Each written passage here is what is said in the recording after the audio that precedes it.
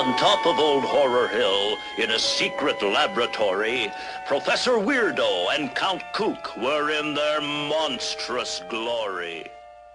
6 drops of the essence of terror. Hi, welcome to TMR Podcast number 2, The Patent System, brought to you by Sunny, myself, Chris, and we'd like to also thank our sponsor, Zero Fluoride Water Filters, brought to you by Integrated Nature. You can pre-order them right now, and they'll be shipping on the 20th of March, integratednature.com. So, shall we get into our topic, Chris? It's probably, well, out of the 2 episodes, it's probably the most important thing we've discussed yet, and may be the most important thing we will ever discuss. The patent system and the very nature that this society we live in legislates and manages technology. I mean, I think a good place to kick off would be talking about the idea of intellectual property. The concept that one person or one entity like a corporation can own an idea. Oh, yeah. And the other thing, too, is that corporation, not only with the owning of that idea, can defend it with the backing, the money that they have to back it, because that's another big part of having a patent. If you can't defend it, then you might as well not even bother getting a patent in the first place. It is a game of lawyers, but where does it start? It revolves around this concept of property. Mm-hmm. So, I mean, the concept of property has been around for just about as long as human civilization, but it is founded in scarcity. For something to be eligible to be property, for something to be considered worth keeping, it has to be in a scarce supply. It has to be valuable and impossible to share easily. Meaning, you own a piece of land because you grow crops on it, because you live in it, and you need that house for your own personal protection from the elements, some privacy. Well, it used to be a time when you didn't own water. A peace of mind, yeah. I mean, or, my T-shirt, we can't be wearing the same T-shirt at the same time, hence it's just much more convenient that I own my T-shirt and so on. And this concept of property was more or less natural along the lines of human civilization, all the way up until sometime in the 18th century. Yeah, but I think back then you had to defend your property, right? Where now, this piece of paper, this ownership, so you can be a person who can't defend it, as far as physically defend your property, yet you can be a huge corporation and you can buy other people's property and accumulate that wealth, that property, without actually having to defend it whatsoever. Does that make sense to you? No. In a way that in the old days, when you were talking, we're talking a long time ago, a person would, they'd find a parcel of land and they'd say, "This is mine. I'm going to grow my crop on it. I can defend it." Right? Me and my family, we defend it against the Indians, the oncoming people. But now it's on a piece of paper and it can be exchanged, can be sold and bought. Right? Absolutely. There's no defending there as far as physically defending ownership.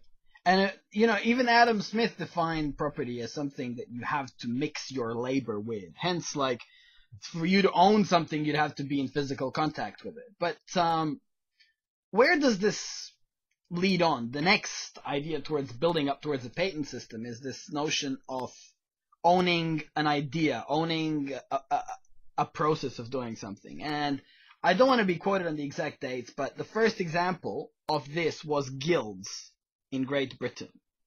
See, the Queen of England, probably sometime in the 16th or the 17th century, basically issued out edicts that, for example, the Guild of Stonemasons or the Guild of Blacksmiths or Carpenters had exclusive right to produce the type of goods that they were producing. Hence, if someone else, if me at home, I started making my own horseshoes and selling them, and did not belong to the guild of say, blacksmiths, the goons from the Queen would come in and probably hang me or punish me or take some money. Mm-hmm. So the idea of owning a patent of owning an idea, a process, owning something that's not physically tangible, was basically originated in one of the first major European tyrannical governments, the British Empire. And even when it made its way overseas, you know, we're talking start of the 20th century with the Industrial Revolution, Henry Ford and all of that, the first patents were called a government-granted monopoly. Yes. And so I find it a bit interesting and funny that a lot of the people defending the patent system are, you know, the free market libertarians, and they say, well, you know, like, you should have the fruits of your labor. But I don't know how they feel about a patent being a government-granted monopoly. Oh, yeah. Well, that's, you know. And secondly, when, you know, we're talking start of the 20th century, the average thing that a person would invent would probably not take a much higher sophistication than a garage of today.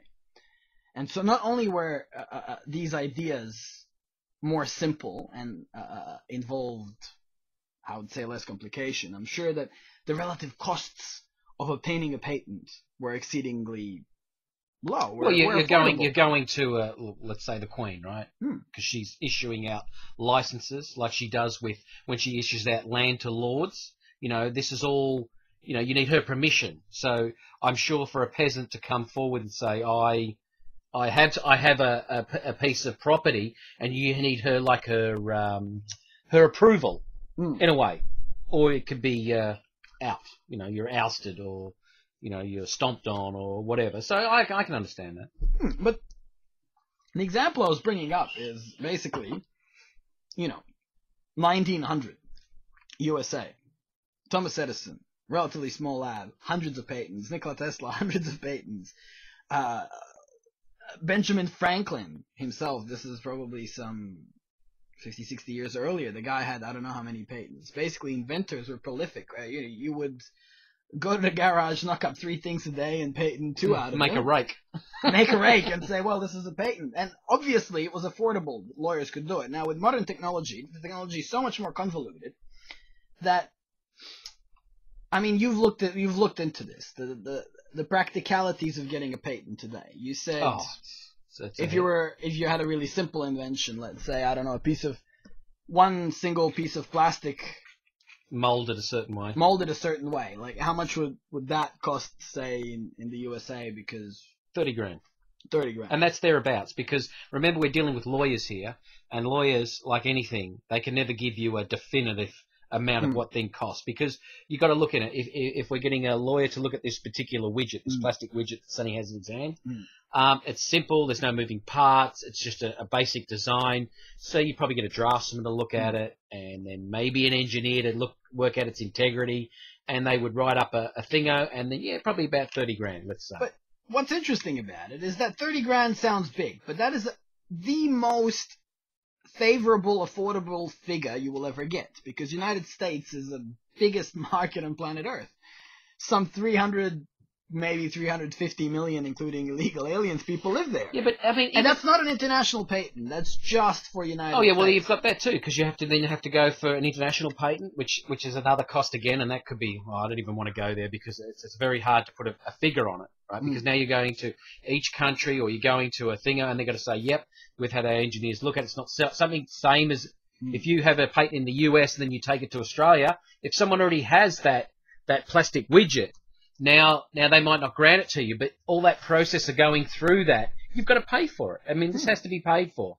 So this becomes extremely expensive. And then, I know we're not going to go there right now, but China doesn't give a rat's ass whether you've got a patent here, there, whatever, because they'll make it anyway, because they don't care. The patents don't matter to people like that. But going on from there, if you wanted to do something more,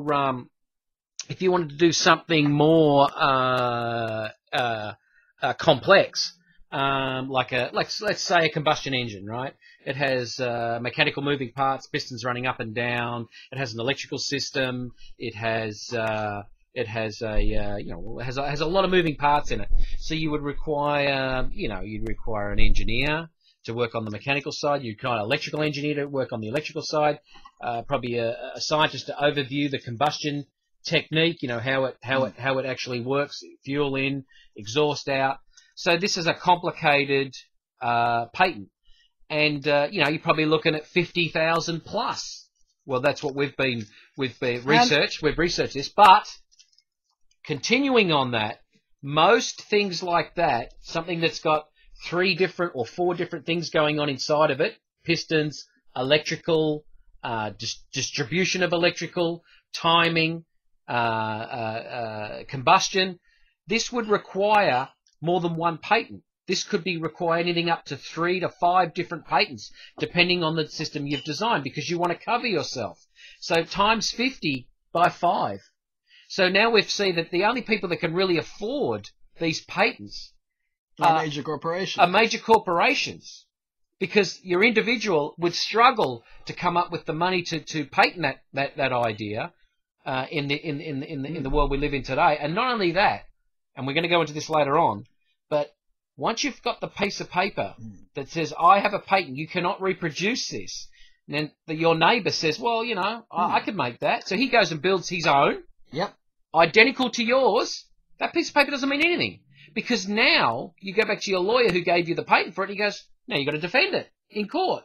Yeah, hire more lawyers. Now you've got to defend it to show that yours is the original and his is a copy. That's an open-ended question, because that could cost you thousands and thousands of dollars. And to give you an example, there's a movie about it, who invented the independent windscreen wiper. I forget his name, but there is a movie about it.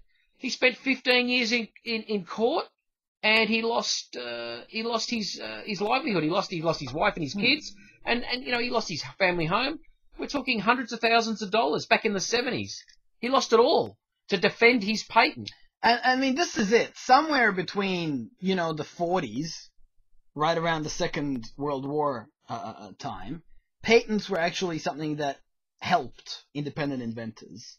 So somewhere in there, over that 30 years, there is this transition towards becoming a legislative nightmare where lawyers suck off millions and billions out of money that would normally go into research. Mm-hmm.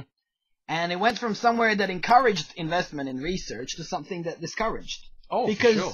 Nowadays, pharmaceutical companies, for example, they would never engage in, say, research of how drinking more water may make you a lot healthier, or adding certain minerals to your diet or anything like that, because these are naturally available substances that cannot be patented. That's right. So we can't encourage that. So there is already the research is going away from things that cannot be patented, and I mean much of what cannot be patented is things that are simple, cheap, and abundantly available. Well, we know in the pharmaceutical industry there's things like iodine, right? That are fantastic bacterial killers. Silver, as in the metal, fantastic at killing bacteria. Yet you'll never hear about that in the mainstream, because no one can put a patent on it. No one can own it and then charge you for it. So what they do is they come out with all these antibiotics that they have, and they can charge you for them because they have patents on them. But not only that, when that patent comes up, when it comes up to a term, what you find a lot of these companies doing, if they've made a lot of money out of this particular product, they will then reset the patent. They will alter it slightly and then reset it again so no one can copy it. And you know what the biggest irony is in terms of what can and can't be patented? I mean, what pharmaceuticals have done is they've gone around third world countries finding out traditional herbal cures and trying to make pharmaceutical imitations of those cures. And one such example, one of our viewers sent me a message on Facebook. He was from India, and he was talked about neem tree leaves that were for thousands of years used as an antiseptic, a cosmetic aid, gastric aid, and so on. But now, no one in India is allowed to sell a product based on these neem leaves because some Western pharmaceutical has the patents for it. Now, this is a plant that actually grows in India, and somebody actually makes a synthetic imitation, which then gives them a legal right to ban local people that have used this for thousands of years. And it does it's disgusting. Not only, and it started off as a relatively good thing. It started off with this idea that if you invent something the government is going to give you a monopoly, so you're the only person selling it. So you get to make the money back that you spent researching it for years. Oh, yeah. And I mean, in a sense, that's kind of fair, but it's fair because... As an inventor, mind you, like, I mean, we've talked about this before regarding, the fluoride filter you've designed. We've said that after a year, in 12 months, so March 20th, 2014, we're going to teach people exactly everything that's in it and what it took to make it. That's right. Because you build it yourself. Give you all the directions. Nothing held back. If our product is good, in a year, you're going to make back close to or most of what you've invested. Oh, no doubt. Now, as somebody who's designed something, they can say, well, we'll make our product open source in a year, and nobody has an incentive to, A, copy it as quickly as humanly possible and undercut you, because they're going to get all that information for free. Well, see, at the end of the day, you can make it yourself at home, but the cost for you to individually buy the bits to build it would outweigh the cost that I can sell it to you for, because I'm buying in bulk and I'm mass producing. I have jigs and equipment to build the filter. But hey, if you really wanted to build it yourself, you can. But at the end of the day, I know that my product will be cheaper than what you can build it for. But look, at the end of the day, let's say 3 years from now, and this is what I'd say inventors have to face and deal with, and it's okay, it's no big deal. 3-4 years from now, some big company is going to take your product apart and make it for way less than you could possibly sell it for. We'll use Chinese or Asian labor. But guess what? What happens when you open source an invention? Somebody somewhere, you make something useful for humanity, and somebody somewhere who copies you is going to make it so cheap and so abundant that at the end of the day, it's not that you've been exploited. It's like something... In Western countries, we all drink fluoride, and we're going to discuss this at the end of the podcast, but for various reasons, it's not exactly appropriate for everybody or healthy. Now, it is a good thing that there is a fluoride filter in the market that is well affordable, but it'd be even a better thing if filtering fluoride out of the water was exceedingly cheap and virtually, a $20 thing you could buy at a supermarket. And that is an end product of 5 years down the track of open sourcing a very useful piece of invention. And this is the trouble with the patent system. See, if Chris had spent $100,000 patenting his product, he would be limiting, he'd be putting stuff in there that does nothing to confuse anyone trying to copy him. He would be hiring lawyers to sue people. And in the meantime, not only would his product stay the same quality, it would be charged, the price of it would be exceedingly inflated because of all your costs. Well, you gotta pay for all those lawyers. And it's pretty simple. Even if the technology got out there, it would be suppressed by the fact that you'd need to hire lawyers to protect your investment because you already made a big investment. And all of a sudden, instead of something helping, millions of people consume a healthier diet, have healthier chemicals in their body, you would get this massive legal battle where only a few people can access the product and lawyers make hundreds of millions. And then only the people that could afford to buy it would have it. Pretty much. So, I mean, we've discussed that. Now, one thing we hadn't mentioned is the patent law's ugly sister, I would say, and that is the copyright laws. One thing that struck me when I was looking into this, and would you believe this, that everything, now what we're saying, the words that are coming out of our mouths as we speak into this microphone, as this gets transmitted to the internet, are copyrighted just by the virtue of us recording them. That's right, and we could give you an example. Now, technically, if you repeat some sequence of words that we said here, tomorrow after seeing this video... Let's use the Terminator. Yeah, the Terminator example. Yeah, let's say Terminator hadn't come out yet, and I go, hasta la vista, baby, at some point. And it was put into film. And it gets put into the film next year. We would have every right to sue the movie producers, the owners of the script, etc., for copyright. And we would almost certainly win because... we invented that word. Yeah, we had said it first on video. Yeah. And every time it gets used in the movie, we get a check. And I think I read, it was an article by, again, the poor guy that essentially got hustled by the State Department into suicide, Aaron Swartz. Mm-hmm. And just recently. I think just recently, and during his initial sort of analysis of SOPA and then saying, him explaining how problematic the copyright laws were, yeah. he said that they looked into 5 congressmen that voted for SOPA and found that just from their websites they had over 10 copyright violations each. Now, these people had no intention of copying anything anyone said or did, and certainly didn't want to break any copyright laws. But the point is, every single human being that is connected to the internet, that is at all ever recording their voice, is breaching copyright laws several times a day. Where does this lead us? If everyone is guilty, then you could have a government that could selectively persecute anyone they wanted. Of course they could. Because, well, I think... I if mean, everyone's guilty of copyright law, then... The government only wants to persecute the people they want to persecute, and they'll use any law they can. No matter well, now what they got one. Now they got one. Well, they can use it. They can just use it. They go, we don't like you. We don't like what you stand for. No, let's use the copyright law on you, you activist. You anti-political activist. Pretty much. I mean, all right, so we've covered the copyright. Now,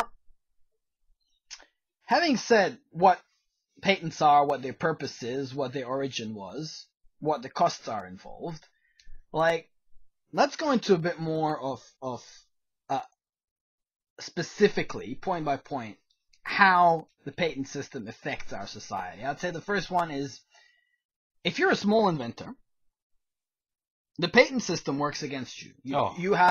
Most people cannot afford to get a patent for anything that they've made, so they look for investors. And the only investors they're ever going to find are investors that own a majority stake in what they have to do.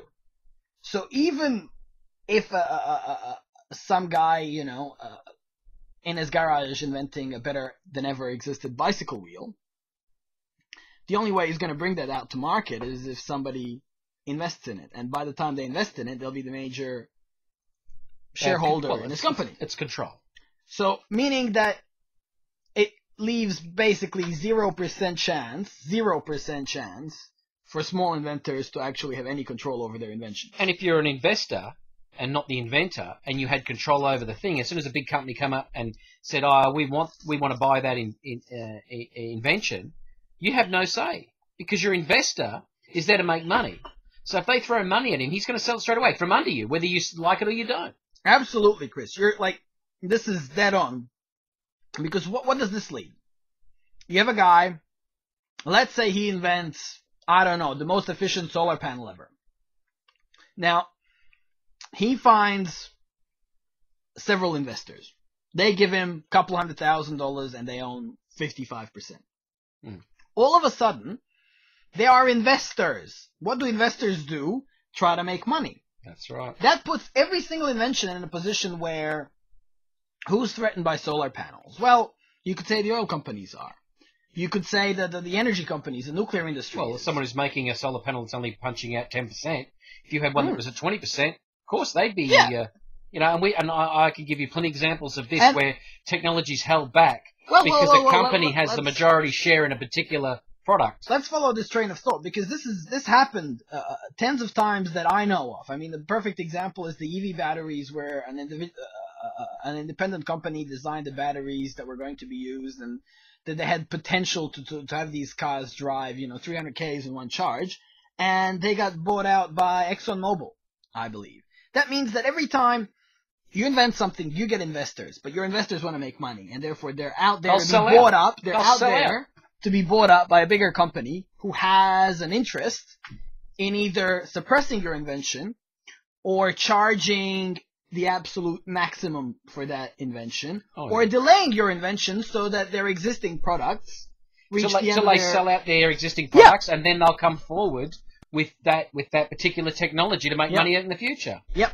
And I don't know what you'd call that, but there's many examples where a big company will come in and buy your product, never to commercialize it, and we can see that when we go through the patent system of how many commercially viable products out there that could change the world tomorrow are owned by major corporations and shell for the simple reason is it upsets their money system, their old technology. And they want to use up their old technology to the point where it becomes so expensive, and then they may release the new technology. So if that's not holding back society, I don't know what is. And just a very, very important point. Look, when we're talking about capitalism, free market, one of the principles that always tends to work. I mean, if you've read the book Free Economics, which is a bestseller by Stephen Levitt, you understand that one of the most consistent laws of capitalism is incentives. If very powerful companies worth billions of dollars have an incentive to do something, they will do it. And right now, we live in a world where any invention, say, that would make petrol, oil, or energy, electricity abundant, would be bad for any business. Because if it's simple, I mean, let's say, just as an example, let's say you're even a solar panel, like a good company, not an oil company, something that has a nice positive image. And we'll just explain out this notion of incentives. You make solar panels. You've bought a patent for a 60% efficient solar panel. It's really cheap. But you're in a bit of trouble. Because the solar panel is actually exceedingly simple and easy to copy. Mm-hmm. You know for a fact that if you go out there with this, somebody would, in China, you don't know if you'll be able to defend the patent. You can spend billions and millions on lawyers, but somebody might get under you with some technicality of copying your machine. See, also we know in China that they don't even respect the patent. They won't even recognize it. So if it's something simple and efficient, you're running the risk that if it's simple, somebody will copy it. They might get around the patent laws, and I'm going to go broke. I have this invention, so these simple inventions that have a capacity to produce an abundance.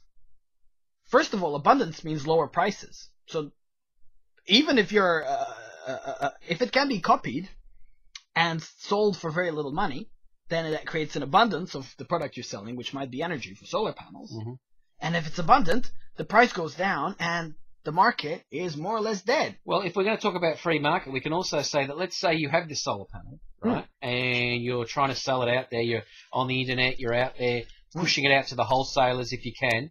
If another company comes onto the market and they have distribution, right, they'll tell their distributors not to buy your panel, but to buy theirs. And if they do buy them, they won't get the discounts that they get. Because remember, they've got distribution and they've got economies of scale and production. Yeah, they've got production. They can knock out 1,000 while you're knocking out 100. Now, the other thing too is that I just want to bring back to the patent system. If someone copies your invention, say it's a conglomerate, right? And they're knocking out your solar panel, right? And you're selling 10 a week. They're selling 10,000 a week, right? 10 million a week, whatever they might be selling, right? They can still sell that product while you're in court defending the patent. So they keep you in court, as I said before about the guy with the intermittent wipers. Yeah. 15 years they were selling that product for. 15 years at 10,000 units a day, wow. and you're selling 10 units a day, right? And every cent you've got is going into court to try and stop them. In the end, they lose. Let's say you pursue it, right? The pressures and the money. 15 years later, you defend it. They come out and go, all right, we'll write you out a check. Not for the amount of money they've made out of it. They just write out a check for, oh, yeah, we'll give you a couple of... He got a couple of million out of it. But you know what we'll do? We'll give you your court costs. Yeah. Basically, you've gotten the picture. One, the small inventor is screwed. The big corporation absolutely benefits. The law system, legal system, lawyers, they suck the lion's share out of the R&D destined money.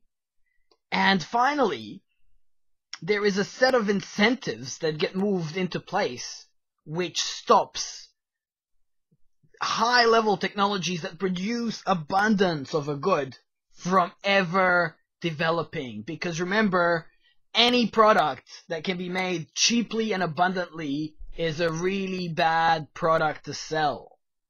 You know, water was worthless until we polluted 80% of it, and only now that the fresh, clean water is actually not, you know, in 50 Ks in any direction, only now can we actually sell it. Well, we've got governments now, and even in Australia here, that are trying to, if you have a property in a farm and the water lands on your land and it falls into your dam, that water is owned by the government. So they'll meter it now, and they've also got people going out there and checking to see if you're using that water on that land and you're not paying them a fee or a royalty of some sort. Well, it's a fee. They charge you by the gigalitre. But if you're using that water, you'll be in court. So this is a law that they just pull out of there and go, you know what? Water's become scarce now. Yep. Now we need to control it. And not only that, water is bought and sold. We have, in this country, in Australia, if you're listening from overseas, our farmers have to buy water rights. If they suck water out of a river or a lake or out of a water causeway, right, you got to buy. You can buy X amount of litres. Those water rights were only bought and sold by farmers. Look, if I'm growing cotton, I need a lot of water. The farmer down the, and I can only take so much because I've paid for so much. The farmer down the road, he's got pigs. He doesn't need as much water. He might have a heap of land, but he doesn't need as much water. So I can buy his water rights. Now, to me, if it was fair, the government could come in straight away and say, you must be a farmer, you must be working the land to buy those rights. But now they're traded on the stock market. Oh. And now we've got big companies, big financial institutions. I'm not going to name names, right? Because I can't tell you who's buying them. But we're talking people that don't have farms, who aren't farmers, who are stock traders, are buying these water rights because they know they're speculating the market, and they know that the scarcity of this water is going to go up, and they're going to make the farmer pay for physical water rights. And the government's doing nothing about it. They're just selling out the water. They don't give a shit. And I mean, even though we've gone out on a tangent here, I don't think so. It's a simple principle that people got to realize. Abundance equals something is free. Abundance equals worthless in the terms of the market. That's right. But scarce means valuable. Mm-hmm. So if we pollute the world, right? Yep. If we pollute the world to the point where the ground's toxic, the water's toxic, the air's toxic, a company like Bechtel can come along tomorrow and go, oh, there's money in cleaning up the environment, and then they'll be taking a tax or a fee from the federal government to clean that air up, to clean that water up, to clean that soil up. But this is we're kind of gonna run a few examples of like technologies that were affected by A, the patent system, B, corporate incentives that we covered. Corporate incentives are exceedingly important. And I mean, the first one, I'm sure much of our audience has seen the documentary Who Killed the Electric Car? EV1. EV1. Well, essentially, you had GM make an electric car. They thought, why not? This is a. But why did they build it? You know, Chris. It's very simple. I'll tell you why. GM was building Hummers and other big, heavy, urban vehicles, right? The pollution was through the roof. These things were thumpers. And California brought out a law, right? Yeah. That they had to get their emissions down. So GM thought, well, all right, we don't want to get the emissions down on all these vehicles. It's just too hard, right? It's too hard to get the Hummer to run at an efficient rate. And plus, I remember. Plus, we don't want to build efficient cars that don't pollute the atmosphere, right? We want cars to drink fuel. Remember, just to clarify one thing, it was the emissions on your average car. So there was like no minimum. It was like you make 10,000 cars, and per car they got to emit this much. That's right. So GM didn't want to go out and build efficient cars because why would they? Remember, most of these car companies are owned by oil companies, or they have shares in oil companies, right? The people who gave all the funding to the car companies were originally the oil companies to sell their product, build the cars. I mean, they got to the point where they actually ripped out the public transport in California, the rail, all the rail systems, because they wanted more people to drive cars. So getting back onto track, they thought, well, hey, wait a minute. If we build an electric car that has no emissions, right, we can counterbalance with the big heavy vehicles. Average, we can counterbalance. So these things make nothing. We sell X amount of them, and then they will counterbalance. So what they did was they put them out there, but they put them on a lease, right? So they leased them out. I can't remember. I think it was a year. I'll take a guess, right? So they leased them out. They gave them and they, people took up the lease and they drove them. They loved it. Aerodynamic, fuel efficient, tons of power. These cars were great. And the other good thing about it was it brought GM engineers out of the woodwork and said, right, let's build something. You know, we even made special tyres for it that had less friction. So they were using all the technology out of the bag. Super lightweight glass because they had to keep the thing light. So they brought all these great technologies out. They built the car on the battery even back then. We're talking 70 miles at 100 Ks. Yeah, we're talking early 90s, and the battery technology they brought out in those cars was pretty good, right? And they were working on developing to bring it up a notch, right? Anyway, they saw that there was a popularity out there, and people were really willing to own these cars, but they were under lease. So after 12 months, I'm going to say 12 months because I can't exactly remember the time, they started recalling those cars. And what happened in those 12 months? You see those laws that they brought these cars out to counterbalance the average? They changed it. The laws changed. And over the second that these companies were no more felt the government pressure to make cleaner cars, they were like, screw this. Now, those cars, I think there was a total, I don't know, they recalled them in 2 schedules. The first one had like nearly 100, and the last one was 24. They recalled them from the people that leased them, and they said, well, you know, we're going to work on it, and we're going to make a better car. So, but thank you for the R&D. Thank you, grandmother, for driving that car. Yeah. Thank you, businessman. Thank you, tradesman, for driving that car. And they wrote a report. Pretty soon it came out that those first 70-some cars got crushed. Yeah, that was the rumor. That there were actually pictures in the desert of some research plant of GM where the cars were crushed. And then they took them out there, and they crushed them, and they crushed them, and they crushed them. And the last 24, people actually that owned them, when they had to return them because, you know, the court bailiffs and the sheriff came there. Well, no, that's it. Yeah, they had a court order. You had to return it. And people said, we don't want to return it. We want to buy it. And GM would not sell them. Would not sell them. And you know what the other thing? They spoke to a sales girl that was selling just those EV1s, right? When they were taking orders on the phone, right? People were coming. They saw these EV1s on the road. People wanted to know more about it. People wanted to test drive them. She had pre-orders. Like people were ringing up saying, I just want one. I want one of these cars, right? So they were ringing up GM and saying, well, when are you going to make some more? Because we've got orders. We've got people here wanting them, right? Because remember, a lot of cars in the US, they were showroom cars. You put the car in the showroom. People don't buy the car in the showroom. They they order the car through the showroom. They go, oh, I love that car. I want it in red, pink, orange. And they order it. And she was getting so many pre-orders, right, for this electric car.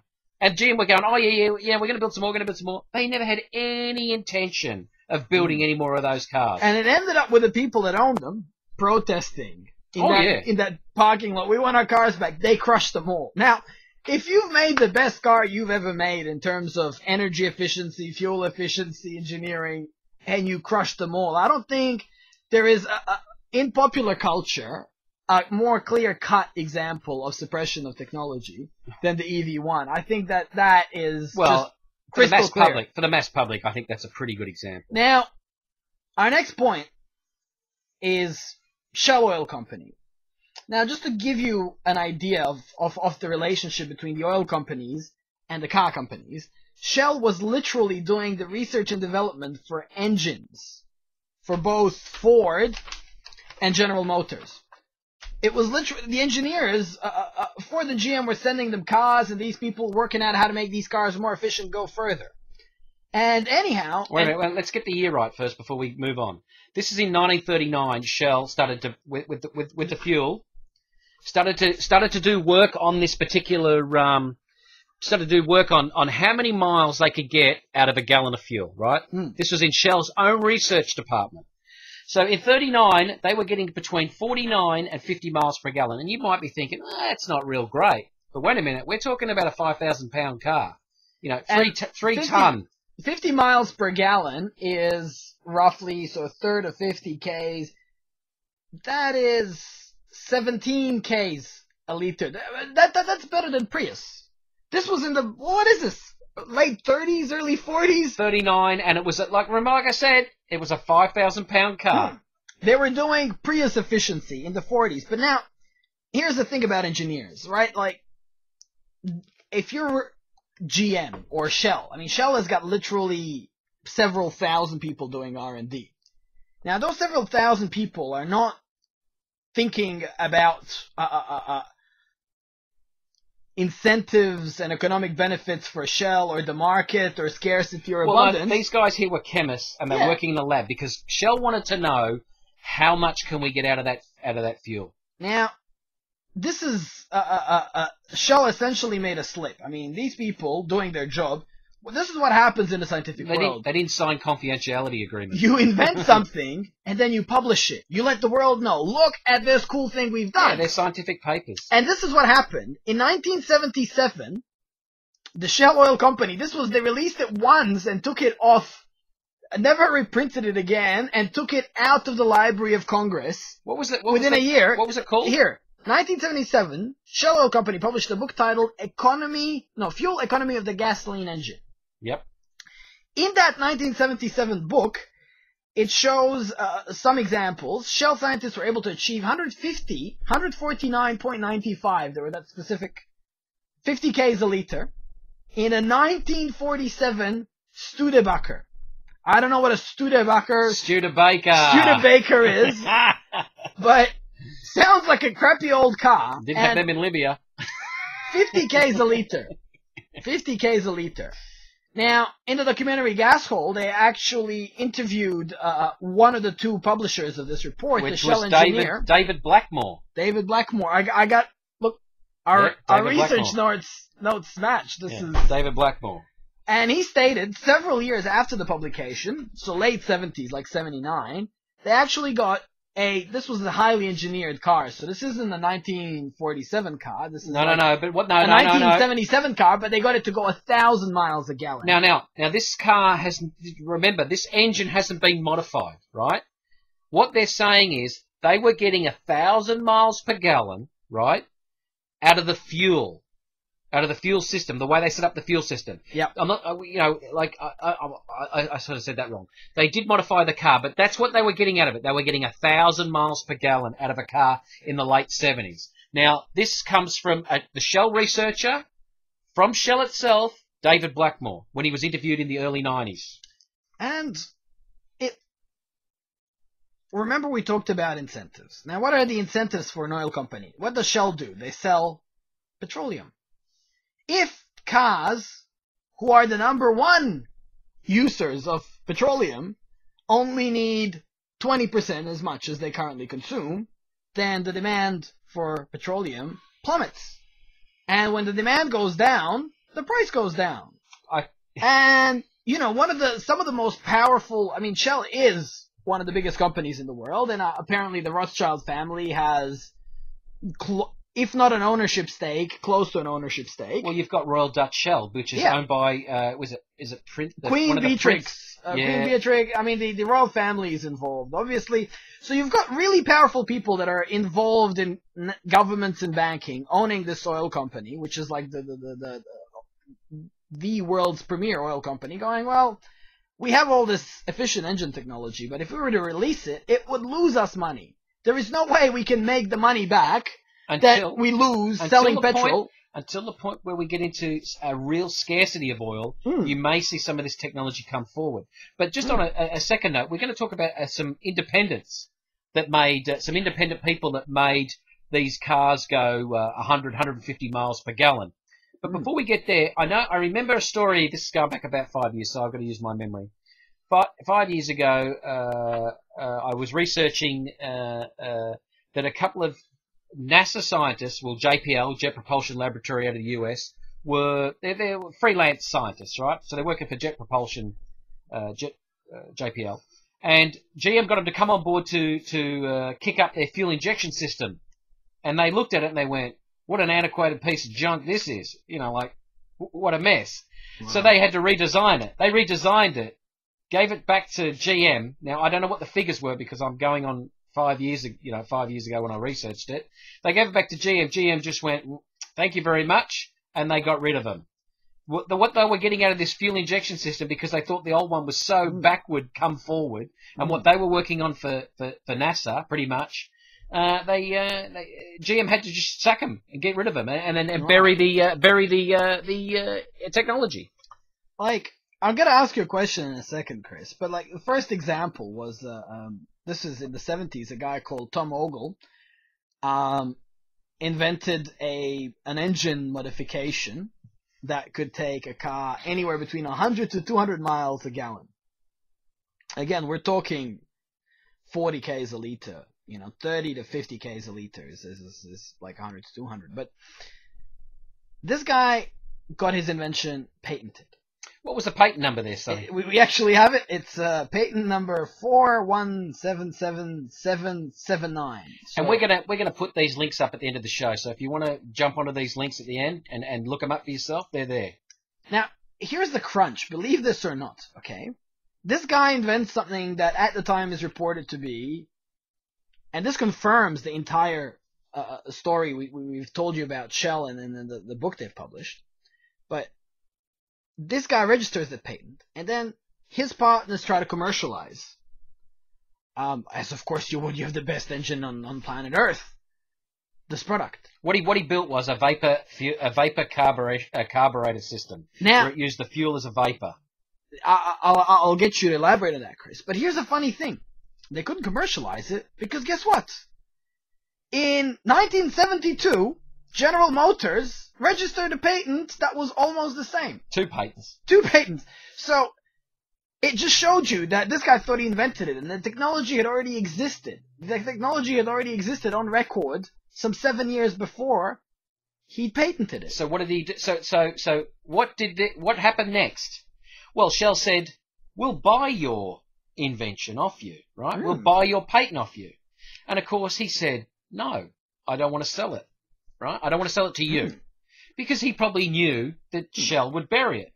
But it's just funny how Shell comes out of the woodwork and says, "No, we have something very similar." Yeah, it was actually GM. It was General Motors. Sorry, GM. But so what happens next? What happens next to the poor guy? The poor guys, they tell him that if he doesn't sell their invention to them, they will bury him in court.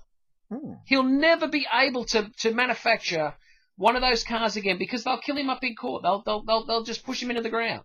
And, I mean, the guy's either, within months of that, the guy's either killed or driven to suicide. I mean, either killed directly or indirectly because he winds up drugged up dead in the Vegas desert, And this guy should be world famous. I mean, he should be as famous as Thomas Edison. He should get a ticker tape parade. Yeah, ticker tape parade.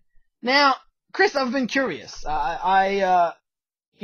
Funny, I'm the engineer out of us two, but I don't really understand the inner workings of a car. So, I understand that this guy basically vaporized the fuel prior to injection into the engine. Yes.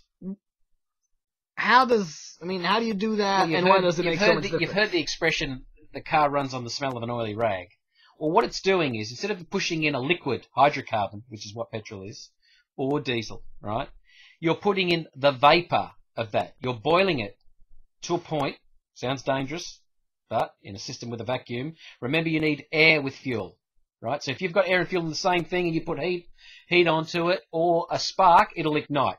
But if it's a system that doesn't have any oxygen in it and it's all vapor, it won't explode, right? Until it has air mixed with it. So what he did was he heated up the fuel, then he cooled it down, right? Still holding it as a vapor, but not turning it back into a liquid. And he passed it down into the carburation system, mixed it with air, and then well, I suppose it's an injection. It injected. So the carburetor is what mixes the fuel with air. Is that that's what you're right? Saying? Yes. Right. Okay. So mixed the fuel with the air, pushed it in the combustion chamber, and then exploded it. That is pretty simple. And one thing we didn't really mention, and I don't really remember the name or the patent number associated with it, but there is already a patented water injection carburetor. I mean, you could achieve a relatively similar effect with water. My understanding is... Well, that'd be a Stan Meyer. Yeah. Stan Meyer, and this is not the only one that's come out with that. Well, the patent was way before Stan Meyer, but my understanding is when you put water in that type of explosion reaction where you light up some fuel, the coefficient of expansion of water when it goes from liquid to gas is so much higher than You've also air. got, well, what is water? Hydrogen, oxygen, right? Perfect two things to burn. You've just got to be able to get them separated. Well, I think there is like 1 part per million or something that is separated every second in a glass of water. So I've got hydrogen and oxygen, OH and H2 breaking out of here in tiny quantities. And I imagine that at extreme heat that happens in much greater quantities. But I don't know. That's electrolysis. But chemistry is not my forte. And do we have any? Oh, we've got another story connected to Tom Ogle. And so this guy who kills himself, he got depressed because his invention was just that good, or is murdered. I mean, he was certainly, nonetheless, another guy called Ernie Pierce, who's a former mechanical services supervisor for Continental Airlines, reads about it in the paper, and he's like, man, what a brilliant idea. Makes an engine of his own on the same principles. And it doesn't get it running anywhere near 100 miles a gallon, but it definitely improves the performance of his car. He got followed and surveilled by unlabeled and I think he was threatened too. I think he was threatened. You'll be dead in 6 months if you keep working on that car. Essentially, he sold the car he was working on. He took everything apart, sold it, and went back to living a normal life. He's still alive today, so he has done a few things on the internet. So if you want to learn about the basics of how he set that up, you can look it up. Pierce. And I know a lot of people are going to ring up and say, "Hey, Chris, you're an inventor. You're pretty mechanically minded, and Sonny's an engineer. Why don't you go out and build this device?" Well, unfortunately, I have a wife and kids, and I have to supply with an income to wake up and eat. But if someone was quite willing to give me enough money so I wouldn't have to work for a year, I would give it 100%. I would try and build that device. Although my understanding is you're going to try to build like a small-scale model, not necessarily one that powers a car. No. Well, if anyone wants to look up Geet, G-E-E-T, from, I'm not going to say his first name because I always stuff it up. Paul Pentone. Pentone. That's another fantastic invention. He's almost open sourced his invention out there, and a lot of people are working on it. And that means you can mix oil and water and pull it out under a vacuum and inject it into the engine, and we're talking any liquid carbon or any liquid carbon and water you can mix together and run in your engine.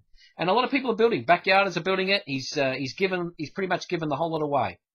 He's got patents on it, but he was thrown into a mental institution. Yeah, well, there seems to be probably because he was giving it away. The government thought he needs to go into a mental institution. It's like people with these mind-blowing inventions, pardon the pun, tend to get their minds blown. Oh yeah, anyone who comes in one way or another. But I know we've gone from the patent system. We've gone onto these fuel devices that, and I know we've gone down a certain particular path. And the reason why we've done that is because these ones interest me and Sonny a lot. That these inventions have been shelved or suppressed. We know the patents exist. We know the technology exists. This is technology from the 40s. We're now living in 2013, so we think it's pretty disgusting. I think also at this stage I'm going to insert a photo when in the post-editing software. A picture speaks 1,000 words. If you compare technology that existed in the 50s in the military project, I mean, an article came out 2 years ago that I read from Gizmodo about SR-71.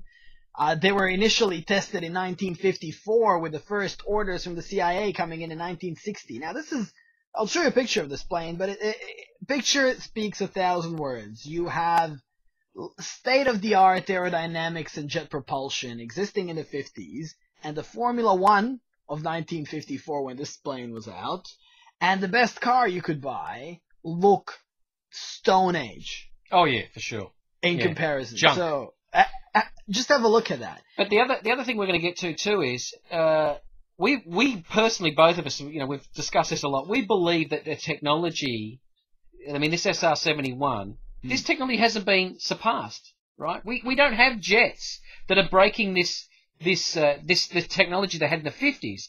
So we're under the assumption that that all the money that we're spending on jets today, which we'll give you an example of, the money that the billions of dollars we're spending on the jets today, do not surpass the technology that we had in the 50s. So our question is, where is all this money going? Where is all this money that we're building jets that we can't supersede the existing one?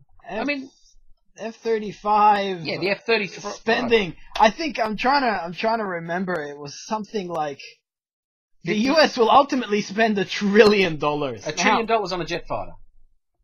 I think. Well, we've also got to talk about the space shuttle. You could end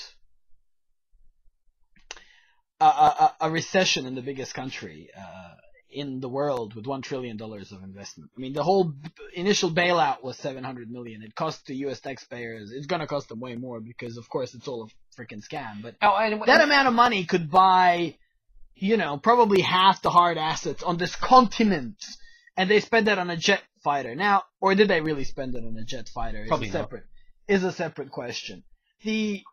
I want to just continue along this train of thought where we talk about the patent system, and we've more or less explained how the patent system actually suppresses technology. And now we're going into, more elaborations over the different ways technology gets suppressed and examples. I mean, the next example I had is a guy called Lonnie Johnson. I mean, this guy invented the Super Soaker. He worked for JPL. He worked for NASA. He holds over 70 patents. He's a multimillionaire. And being a genius and an inventor that he is, he thought, well, look, I'll tell you what, I'm going to try my hand at designing energy systems.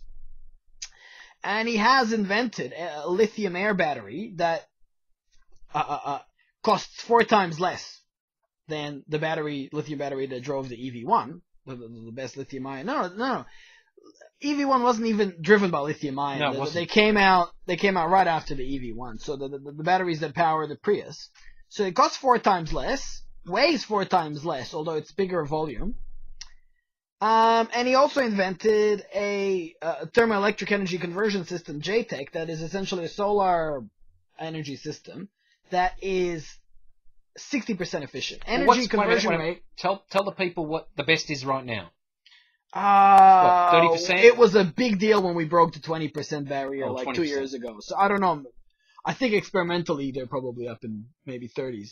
Now, you would think a guy who worked for NASA, JPL, has 70 plus patents, already has a reputation for successful commercial inventions. He's made tens of millions through his invention of the Super Soaker.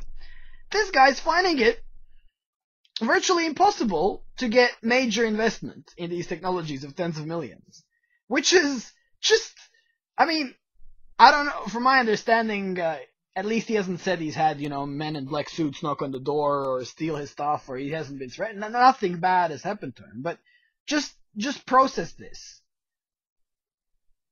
He's made money from all his inventions, except this one. Hundreds of millions get invested in a Super Soaker. A toy.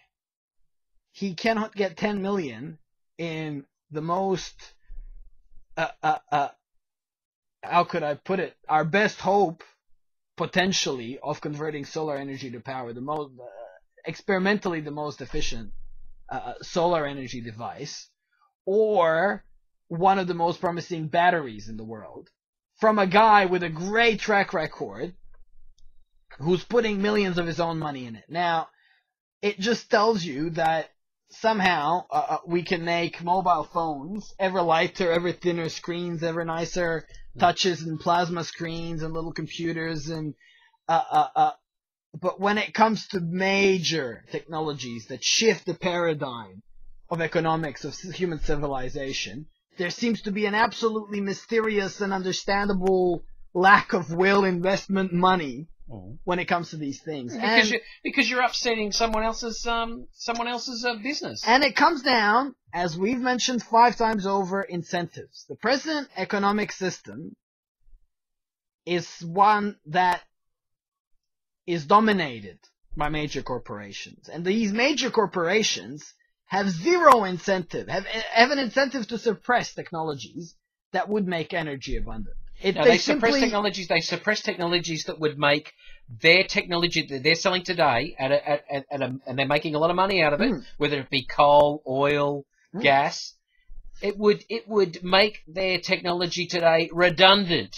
But Chris, even if they bought up all of this guy's stuff, even if they bought up the JTEC and the lithium-ion battery, the point is, even if they try to charge $1 million for it, once the device is out there in hundreds of houses that produces, that's essentially simple, cheap, and produces abundant energy, people are going to copy it, make it cheaper and cheaper, and all of a sudden energy becomes abundant.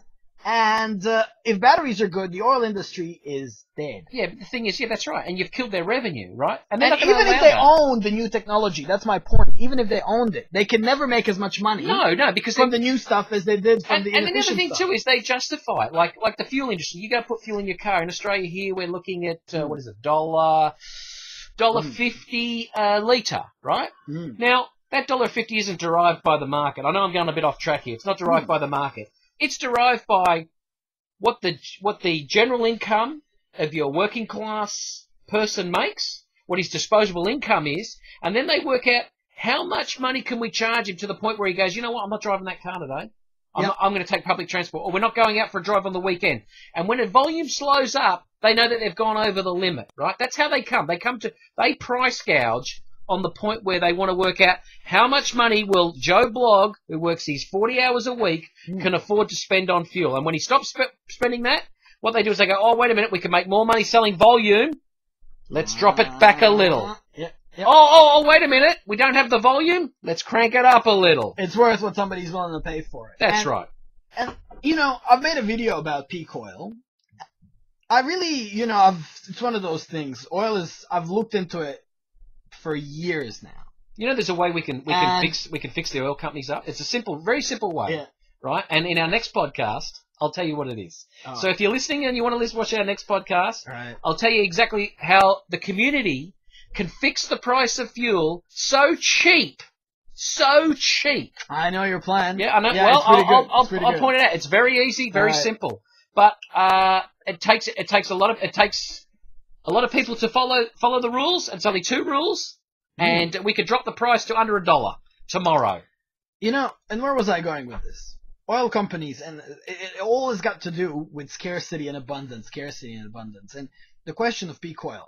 As I said, I looked at it for years. I made a YouTube video about it on the CT Agenda channel, and nobody really knows how much oil there is in the world, because firstly, the oil companies have a massive incentive to lie to you about it and say, oh, we are running out. We could really be running out. It could really be the underlying reality, but if they have every interest in the world in creating a perception that oil is more scarce than it is, we could be running out for the next 1,000 years. They're going to tell you that to keep the prices high. It's a simple scarcity. Yeah, artificially induced scarcity. And we know that they haven't built a refinery in 50, 60 years, because now they're trying to hold back the refining process of the fuel so they can control the amount of fuel that comes into the market, and by keeping the prices up high. Artificial scarcity. And look, if this isn't enough to get your brain cracking over the concept of artificial scarcity, there is no better example than De Beers diamonds.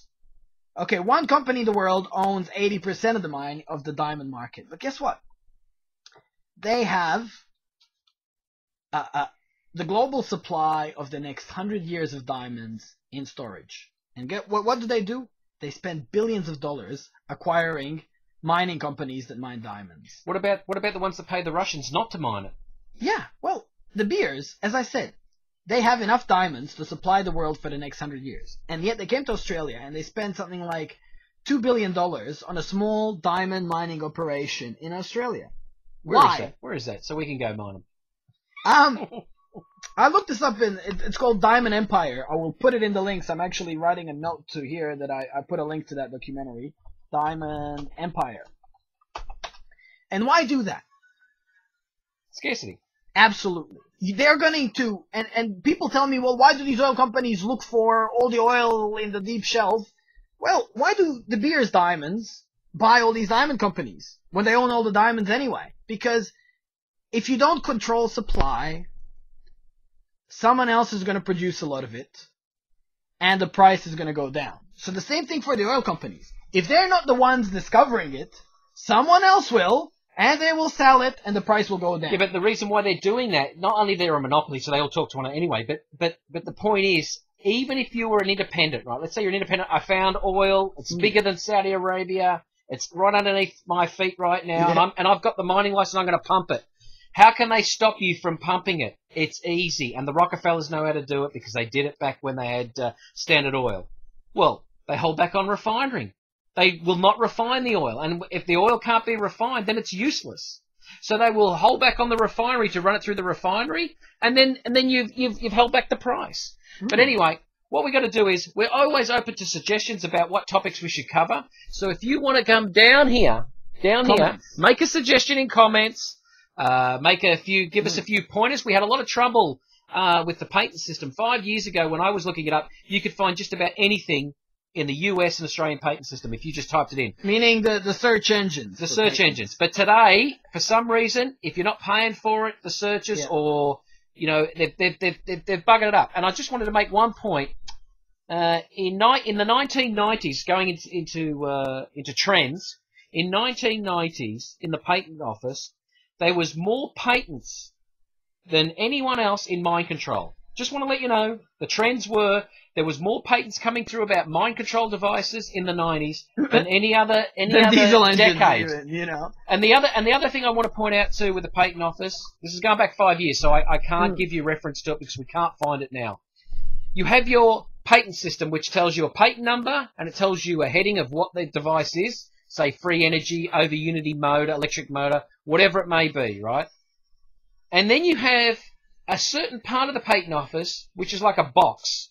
And we know how many patents are in there because it tells us. Because all they give you is a patent number.